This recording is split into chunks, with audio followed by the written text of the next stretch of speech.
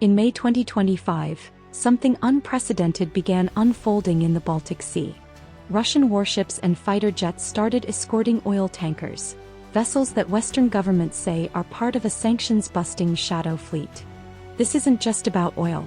It's a dramatic new chapter in Russia's response to Western sanctions. Russian Navy ships and fighter jets are now escorting tankers through the narrow and vital Gulf of Finland. But because NATO-aligned nations like Estonia have begun enforcing sanctions at sea.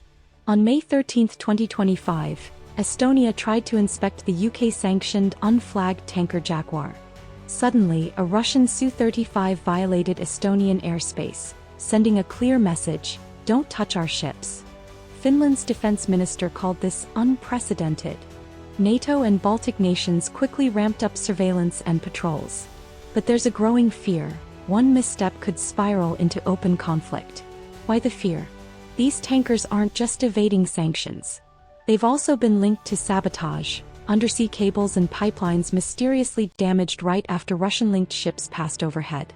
In early 2025, a cable between Latvia and Sweden was severed. Weeks earlier, another cable off Finland was damaged by a Russian-linked tanker's accidental anchor drag. Experts now believe these are not accidents, but hybrid warfare in action. These shadow fleet tankers often go dark, turning off transponders, changing identities, and loitering above critical infrastructure. Poland isn't standing still. On May 21, a Russian shadow fleet vessel approached the Poland-Sweden undersea power cable. The Polish Navy scrambled a patrol plane and forced the ship to retreat. Polish leaders called the incident a serious escalation. Their message to Moscow: "We're watching and we're ready." Russia's playbook here is deliberate: provoke a NATO response and then blame the West. It's a dangerous game of chicken in one of the world's busiest and most sensitive maritime zones. One inspection attempt, one airspace violation, one cable sabotaged. That's all it might take to trigger a wider confrontation. Can Russia maintain these escorts long-term? Experts doubt it. But even a short-lived show of force sends a message: Russia will protect its wartime economy by any means.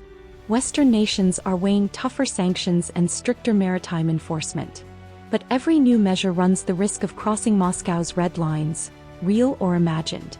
Escorted oil tankers, hybrid warfare, undersea sabotage. The Baltic Sea is becoming a pressure cooker of geopolitical tension. And the next incident could determine whether this cold standoff turns hot.